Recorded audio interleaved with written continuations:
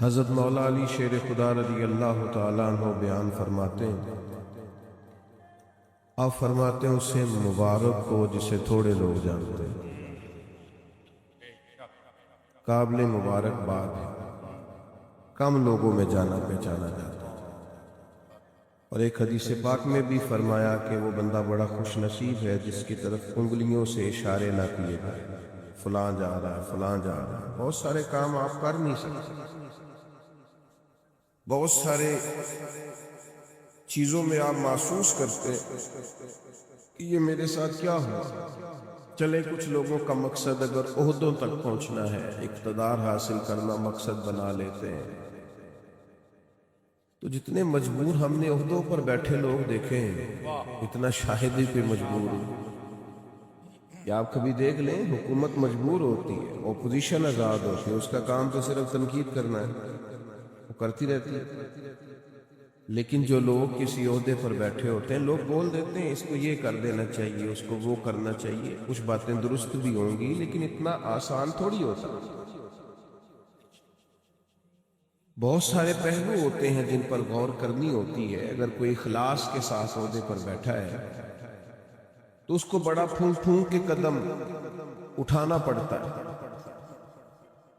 تو کسی شخص کا مقصد اگر دولت کا حصول ہو کہ مجھے ہر صورت میں پیسے جمع کرنا ہے، اس نے بھی زندگی کا کوئی پیارا مقصد نہیں پایا۔ بہت ساری جگہوں پہ دولت نفع بخش ہوتی ہے، اللہ کا فضل ہوتی ہے، لیکن اگر جائز ناجائز کا لحاظ کیے بغیر مقصود ہی صرف حصول دولت ہو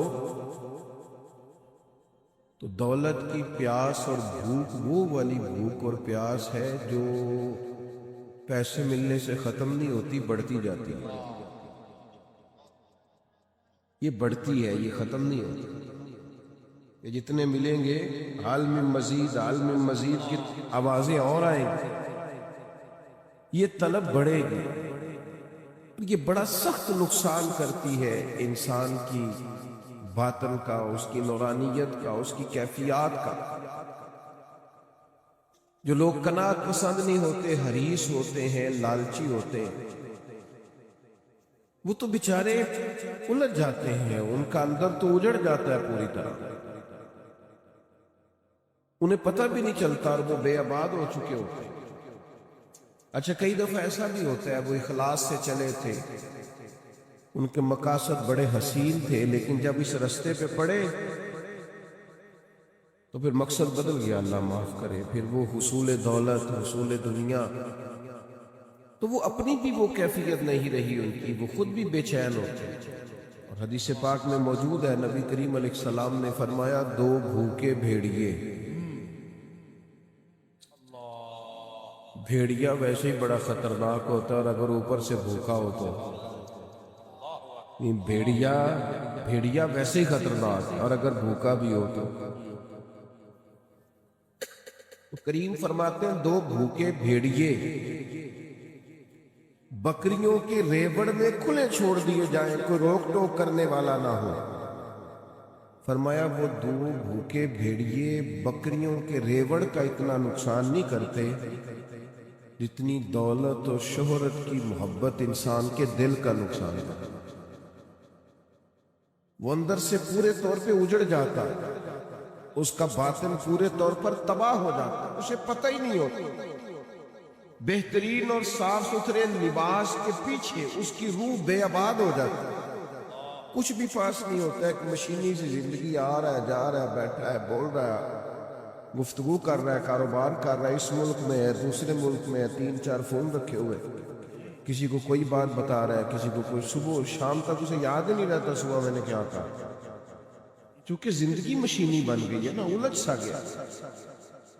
تو یہ جتنے بھی مقاصد ہمارے ہاں لوگ پیدا کر لیتے ہیں، یہ سارے مقاصد بڑے تکلیف دہ ہوتے ہیں، لیکن اگر زندگی کا مقصد وہ حسین مقصد ہو جس کی طرف قرآن مجید نے رہنمائی فرمائی، تو پھر انسان بڑا باطنی سکون محسوس کرتا ہے۔ اللہ تعالیٰ نے فرمایا الذی خلق الموت والحیات لیبلوکم ایکم احسن عملا، فرمایا وہ ذات جس نے موت اور حیات کو پیدا کیا ہے تاکہ پتہ چلے تم میں اچھے عمل کون کرتا ہے، بہترین کردار کون پیش کرتا ہے۔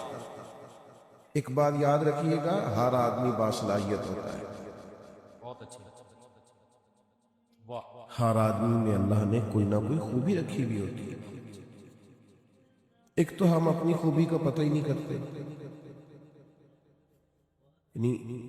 ہاتھ دیکھیں مسجد کے باہر لکھا ہوتا ہے میرے جیسے مولانا صاحب کا نام فلاں نے مسجد بنائی، حالانکہ جو پوری بلڈنگ کی تعمیر کے لیے چپکے سے پیسے دے گیا تھا یہ بھی اس نے کہا تھا کہ میرا ذکر نہ کرنا کہیں کے ساتھ، اور میاں وہ بھی بڑا بانی ہے اس ادارے کا، اس کا بھی خاصا حصہ ہے یہاں۔ تو اگر کسی شخص کو یہ صلاحیت ملی ہے کہ وہ خرچ کر سکتا ہے، اور کسی کو یہ صلاحیت ملی ہے کہ وہ آپ کو بہترین رائے دے سکتا ہے، اچھا مشورہ دیتا ہے، اس کے پاس یہ صلاحیت ہے کہ وہ باریک بینی سے سوچ سکتا ہے کسی شعبے میں، اور آپ کے ساتھ وہ اس طرح کی معاونت کرتا ہے، یہ بہت بڑی صلاحیت ہے۔ لوگوں میں صلاحیت ہوتی ہے لیکن ہم کیا کرتے ہیں، پہلے تو صلاحیت کو تلاش ہی نہیں کرتے، ساری زندگی کہتے رہتے ہیں اسی تو ماڑے بندے کاری کچھ نہیں سکتے، میں تو غریب آدمی ہوں کاری کچھ نہیں سکتے۔ وہ سعدی شیرازی رحمۃ اللہ علیہ کی خدمت میں بھی ایک شخص نے اپنے دوستوں کا شکوہ کیا تھا، اس نے کہا تھا بڑے نکمے میرے دوست، بڑے ہی ناکارہ ہیں، کسی کام کے نہیں، کسی کام نہیں آتے، بالکل ہی بیکار ہے۔ تو حضرت سعدی بار بار سمجھانے لگے، فرمایا یوں نہیں کہتے، کوئی تو خوبی ہوگی۔ اس نے کہا حضور کوئی بھی نہیں۔ فرمایا پھر بھی تعلق نہ توڑنا، اگر برے بدعقیدہ نہیں تو تعلق نہ توڑنا، صرف کوئی خوبی نہ ہونے کی وجہ سے تعلق توڑ رہے حضور، کوئی خیر کوئی خوبی نہیں۔ تو سعدی فرمانے لگے سنو پھر بھی تعلق رکھنا، پانی جتنا مرضی میلا کچیلا بھی ہو آگ بجھانے کے کام پھر بھی آ جایا کرتا ہے۔ بڑا میلا کچیلا ہے، گدلا ہے، بیکار ہے، لیکن آگ بجھائی جا سکتی ہے اس سے۔ تو خوبیاں ہوتی ہیں انسانوں۔ پہلی بات تو یہ ہے کہ ہم یہ جو شیخ ہوتے ہیں نا، بزرگ ہوتے ہیں، مربی ہوتے ہیں، ہمارے مشائخ، یہ بنیادی طور پر کرتے کیا تھے؟ یہ سامنے والے کو آئینہ ہی تو دکھاتے تھے، بتاتے ہی تو تھے کہ تیرے اندر خوبیاں ہیں، اور وہ خوبیاں دکھا کے اس سے کوئی نہ کوئی کام لے لیتے تھے۔ بڑے بڑے نکمے لوگوں سے کام لے لیتے، ان کو کام پہ لگا دیتے، ان کو تسلی دینا، سمجھانا، ان کو بار بار قائل کرنا۔ آج کل لوگ مایوس کرتے ہیں۔ ہمارے پاکستان کے ایک بڑے معروف کالم نویس ہیں، انہوں نے ایک دفعہ کالم لکھا، وہ تبصرہ تو اس پر کر رہے تھے کہ ملک میں چند سیاسی جماعتوں کا راج ہے، کسی اور کو سامنے نہیں آنے دیتے۔ تو انہوں نے ایک مثال لکھی، کہنے لگے گاؤں کا چودھری انتقال کر گیا تو پوتا اپنی دادی سے کہنے لگا اب چودھری کون بنے گا؟ تو اس نے کہا جو چودھری فوت ہوا ہے اس کا بیٹا۔ تو نے کہا اگر وہ بھی فوت ہو گیا؟ تو کہا اس کا بیٹا۔ وہ بھی فوت ہو گیا تو انہوں نے مثال دی۔ تو آخر میں وہ دادی کہنے لگی پتر سارا پنڈ بھی مر جائے تو نہیں چودھری بن لگا، تو یہ چودھریوں نہیں بننا ہے، تو فکر نہ کر۔ تو انہوں نے مثال دی کہ کچھ بھی ہو جائے یہ چند سیاسی لوگوں نے آنا ہے۔ تو میرا کچھ رابطہ رہتا تھا، میں نے انہیں فون کیا، میں نے کہا قوم کو مایوس کر رہے ہیں، یہ فکر پیدا کر رہے ہیں آپ ہماری نوجوان نسل میں کہ تم آگے آ ہی نہیں سکتے۔ میں نے کہا تو میرے ساتھ آ، میں تجھے بتاتا ہوں غریبوں کے بچے چودھری بنے ہوئے ہیں، میں تمہیں بنے ہوئے دکھاتا ہوں، ہماری نظروں میں آئے۔ یہ اپنی قوم کی تربیت کر رہے ہو کہ تم کچھ بھی نہیں کر سکتے؟ تم ان کی تربیت کرو کہ اٹھ باندھ کمر کیوں ڈرتا ہے، پھر دیکھ خدا کیا کرتا ہے۔ ہمت دلاؤ، جد و جہد کا جذبہ پیدا کرو، ان کے اندر شوق پیدا کرو، یہ محنت کریں، آگے بڑھیں، مدد کرنے والا اللہ ہے۔ علاقے میں جو چودھری کہلاتے تھے ان کا بچہ پڑھا نہیں ہے، وہ اسی کمپنی کے دروازے پر گن مین ہے، اور اسی علاقے کا جو غریب کہلاتا تھا اس کا بچہ پڑھ کے اسی کمپنی کے اندر مینیجر لگا ہوا۔ تو آؤ ہم دکھاتے ہیں، آپ لوگوں کو مایوس تو ایک تو صلاحیت کو بھانپیں کہ ہم کیا کردار ادا کر سکتے ہیں، وہ والا کردار ادا کریں، ہم کیا ڈیوٹی کر سکتے ہیں وہ والی ڈیوٹی کریں، اور پھر اپنی جو زندگی ہے، جو مقصد ہے، اس کو صحیح جگہ پہ خرچ کریں، غلط جگہ پہ استعمال۔ کچھ لوگوں کو اللہ صلاحیت دیتا ہے نا، بعض صلاحیت ہوتے ہیں لیکن وہ اپنی صلاحیت کا استعمال ٹھیک ہے۔ اچھا یہ بتائیں، جس کی آواز سریلی ہوتی ہے اپنی وجہ سے ہے کہ اللہ کی عطا ہے؟ تو جو آنکھیں میں نعت سناؤں گا 60,000 لینا ہے، پھر اس سے پوچھا جائے گا کہ یہ آواز سریلی کرنے کے تو نے دیے کتنے، پہلے یہ بتا دیں۔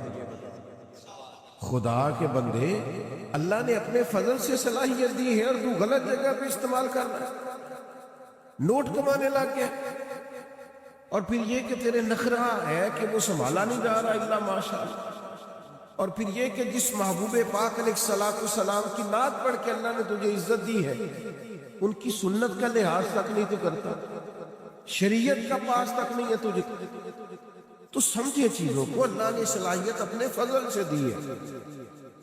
بڑے بھائی ہوتے ہیں، 4 5 6 بھائی ہیں، لیکن ان میں سے اللہ تعالیٰ کسی کو صلاحیت دے دیتا، آگے گزر جاتا ہے۔ اب وہ کیا کرتا ہے، وہ جناب جس کو تھوڑے سے پیسے مل جائیں یا معروف ہو جائے یا جانا پہچانا جائے، وہ مشورے دے دے کے مار دیتا ہے۔ وہ ایسے بات کر رہا ہوتا ہے جیسے بڑا پروفیسر ہے، وہ بھائی خدا نے فضل کر دیا تیرا جی میں رہے، اللہ سے ڈر، اپنی صلاحیت کا غلط استعمال نہ کرے کبھی بھی۔ اگر باصلاحیت ہے تو اس اپنے آپ سے کوئی کام لے لے، اپنے وجود کو بیکار نہ کرے، کوئی خدمت لے، اس سے کوئی ڈیوٹی لے، اپنے آپ کو کسی کام پہ لگا دے، ورنہ ضائع ہو جائے۔ بڑے لوگ ہیں ایسے باصلاحیت ہیں لیکن ایسے کاموں میں وقت ضائع کرتے ہیں جو ان کے والا ہے ہی نہیں، بیکار اپنا وقت ضائع کرتے ہیں۔ ہارون رشید بیٹھے تھے تو بہت سارے لوگ بادشاہ کے دربار میں آیا کرتے تھے، تو ایک صاحب آ گئے، وہ کہنے لگے میں آپ کو کوئی کرتب دکھاؤں گا اور پھر آپ سے انعام پاؤں گا۔ یہ آتے ہیں نا کرتب دکھانے والے، میجک شو کرنے والے، پھر وہ کچھ دکھاتے ہیں اور ان کو 10 روپے 20 روپے ایک آدمی دیتا ہے۔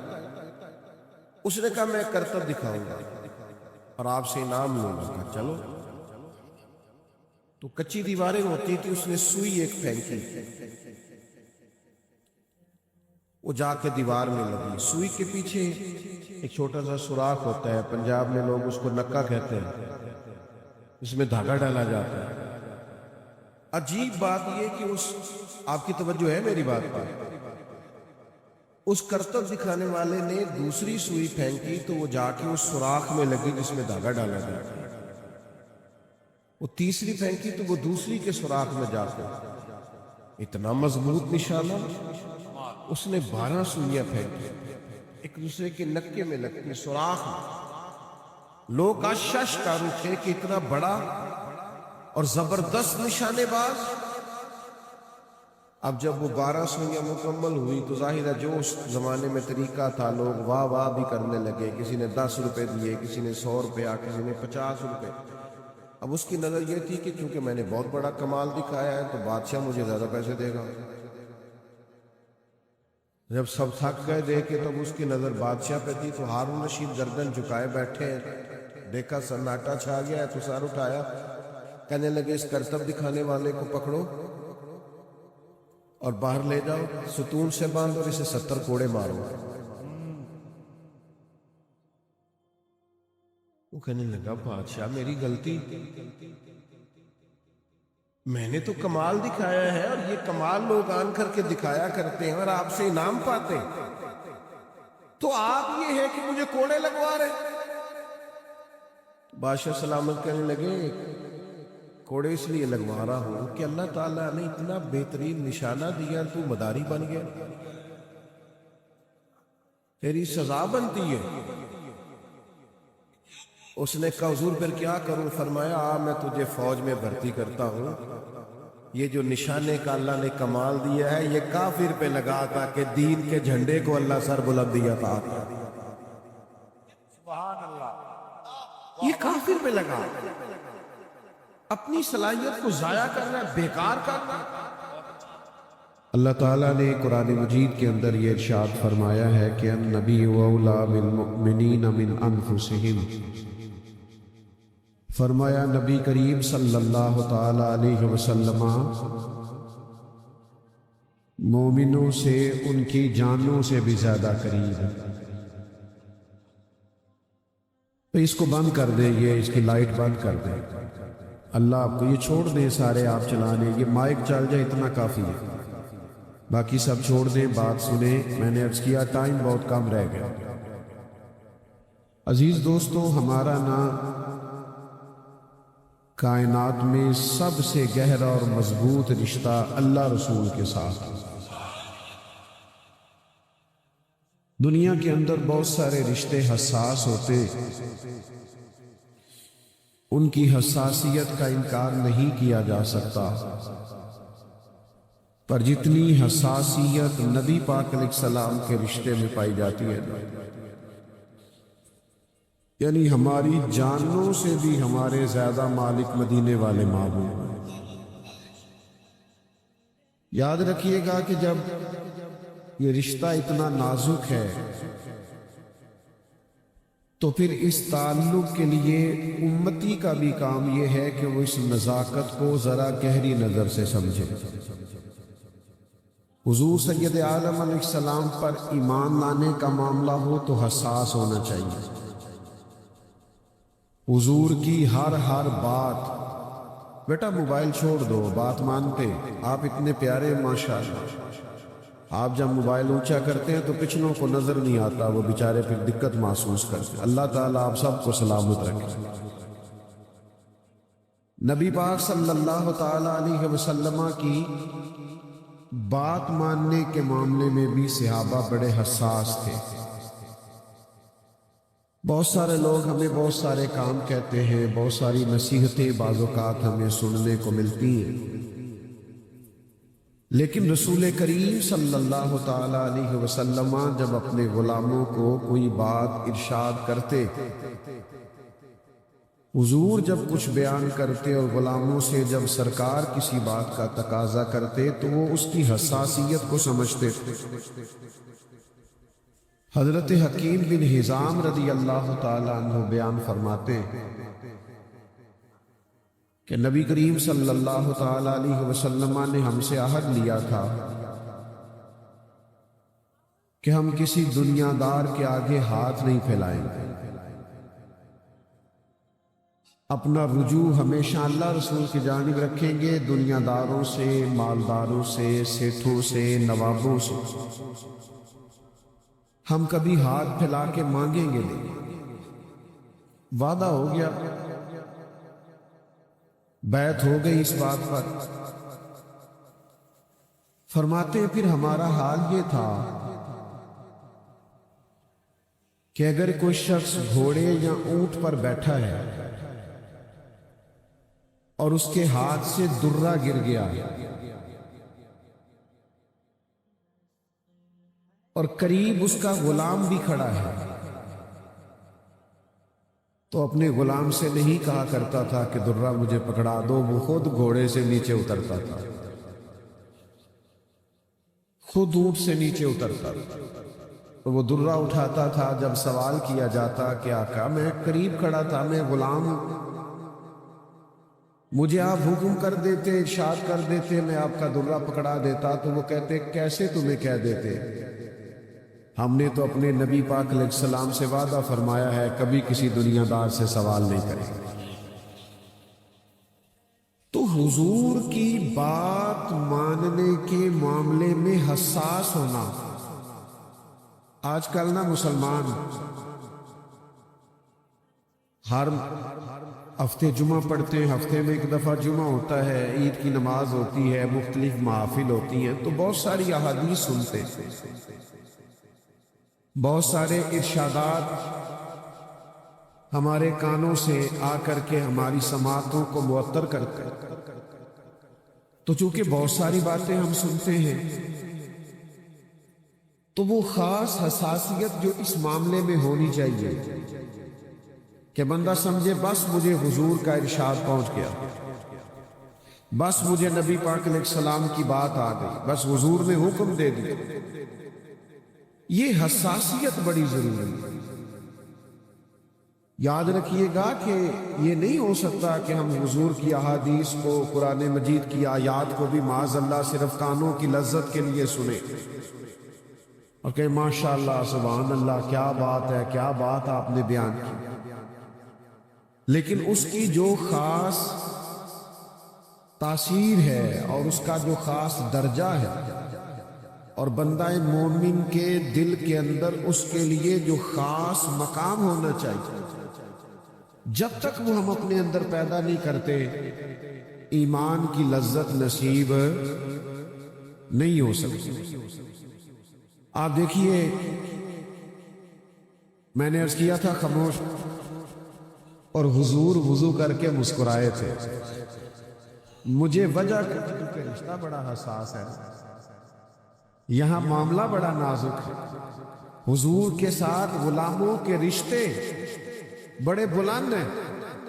فرمایا پتہ کوئی نہیں کیوں مسکرائے تھے، لیکن چونکہ مسکرائے تھے میں تو فرض محبت ادا کر رہا ہوں، کسی کی ادا کو ادا کر رہا ہوں۔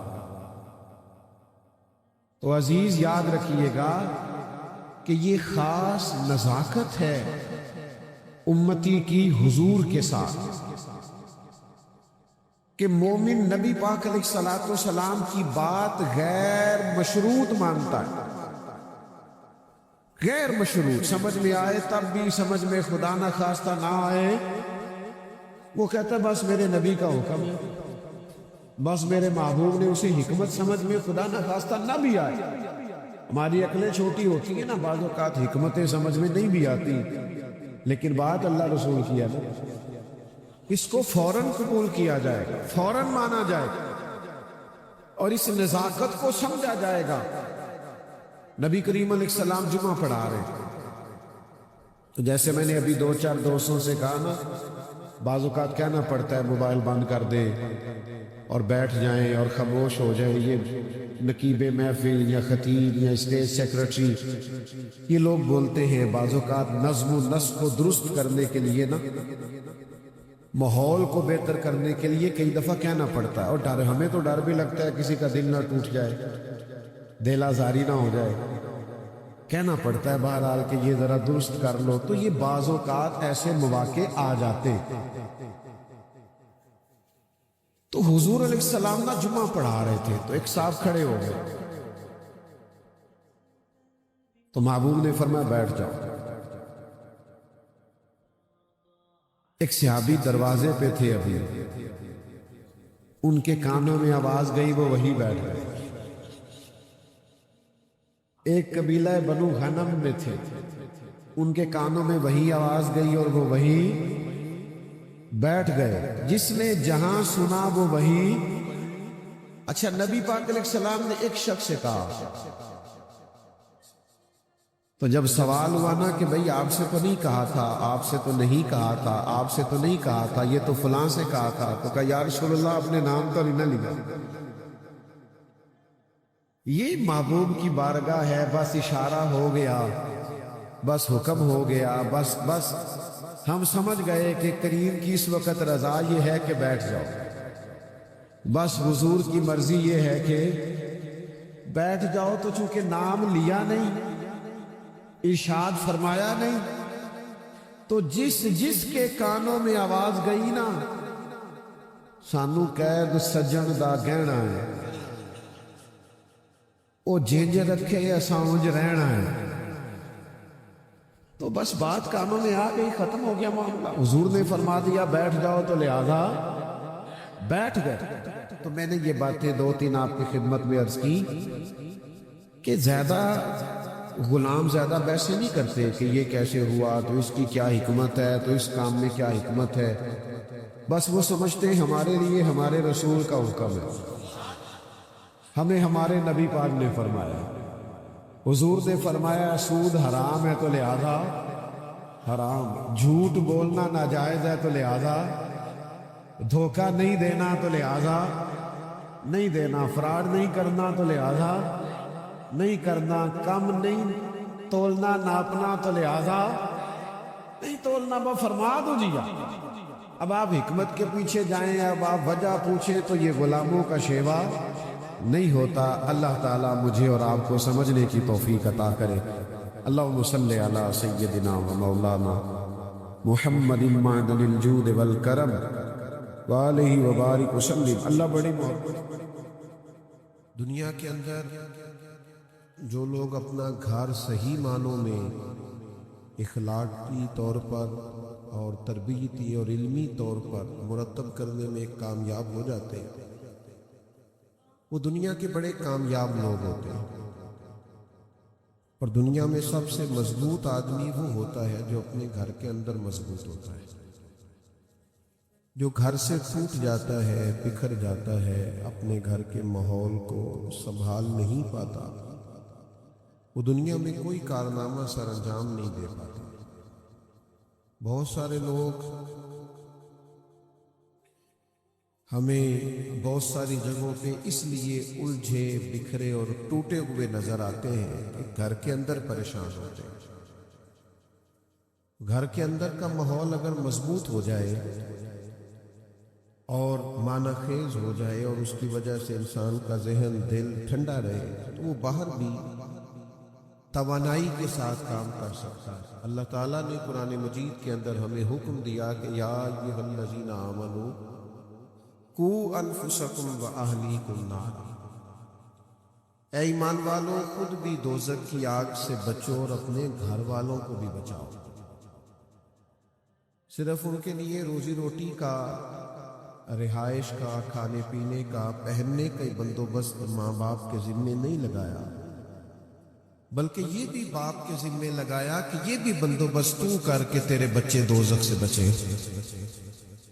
ان کے لیے ایسے ماحول کو فراہم کر کے ان کی توجہ ان کاموں کی جانب ہو جائے جو کام جنت میں لے جانے والے ہیں.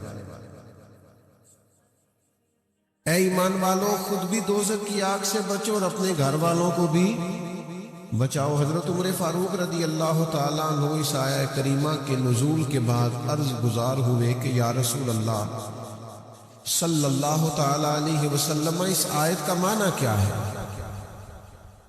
تو حضور علیہ السلام نے فرمایا اس کا بڑا سادہ معنی ہے کہ جن کاموں کا اللہ رسول تمہیں حکم دیتے ہیں تم ان کاموں کا اپنے گھر والوں کو حکم دو، اور جن کاموں سے اللہ رسول تمہیں منع کرتے ہیں تم ان کاموں سے اپنے گھر والوں کو روکو، بچاؤ. عزیز بھائیوں، گھر کی تعمیر، گھر کی تربیت، گھر کے اندر اعلیٰ ماحول کا قائم کرنا یہ باپ کی اور ماں کی ذمہ داری ہوتی ہے. انہوں نے اپنے گھر کے ماحول کو کس طرح ٹھیک رکھنا ہے؟ سب سے پہلے تو انہوں نے آپس کی لڑائی کو کیسے ختم کرنا ہے، اس میں کس طرح انہوں نے بچوں کے لیے آسانی کرنی ہے، اور گھر میں کس طرح یہ ماحول بنانا ہے کہ بچوں کا شوق بنے کہ وہ تعلیم کی طرف بڑھے، ان کے اندر رغبت پیدا ہو کہ وہ نماز، روزہ، عبادات اور اخلاقیات کے عنوان پر کامیابی. یہ ذمہ داری ہے اور یہ نازک مسئلہ ہے. یہ گھر کے اندر کو 10-15 منٹ 20 منٹ نصیحتیں کرنے سے یہ مسئلہ حل نہیں ہوتا. اس کے لیے پراپر اپنے آپ کو تبدیل کرنا پڑتا ہے. ہمارے بچے وہ نہیں کرتے جو ہم کہتے ہیں، ہمارے بچے وہ کرتے ہیں جو ہم کرتے. ہمارا باہر تقریر چلے گی، گھر کے اندر کردار چلے گا. تو گھر کو کیسے سجانا سنوارنا ہے، اس کے لیے ہمارے نبی پاک علیہ السلام نے جو ہم پر لا تعداد بے شمار احسانات کیے، ایک احسان یہ بھی کیا کہ محبوب نے فرمایا تمہارے لیے ضروری ہے کہ اپنے نبی کے گھر والوں سے پیار کرو. قُل لَا أَسْأَلُكُمْ عَلَيْهِ أَجْرًا إِلَّا الْمَوَدَّةَ فِي الْقُرْبَى. اے محبوب علیہ السلام، آپ اپنے غلاموں سے فرما دیں کہ میں تبلیغ دین پر تم سے کوئی اجر نہیں مانگتا، ہاں میرے قریبیوں سے پیار کرتے رہے. یہ جو میرے قریبی ہیں، یہ جو میرا گھر ہے، ازواج پاک ہے، چاروں شہزادیاں ہیں، بالخصوص مولا علی شیر خدا، سیدہ فاطمہ الزہرا، امام حسن، امام حسین، یہ جو لوگ ہیں ان سے پیار کرنا، عقیدت رکھنا. کیوں؟ کہ حضور علیہ السلام فرماتے ہیں میں 2 چیزیں تمہیں دے کر جا رہا ہوں. آپ زیادہ غور کریں گے میری بات پر. اللہ تعالیٰ آپ کو مہنگے مہنگے موبائل دے، ویڈیو بھی آپ ضرور بنائیں، منع نہیں کرتا، پر توجہ میری بات پر کریں، دیکھیں میری طرف، تاکہ میں نے تھوڑی سی باتیں کرنی ہے، جلدی بات ختم کرنے کا عادی ہوں. حضور فرماتے ہیں میں 2 چیزیں تمہیں دے کے جا رہا ہوں، انہیں تھام کے رہنا، گمراہی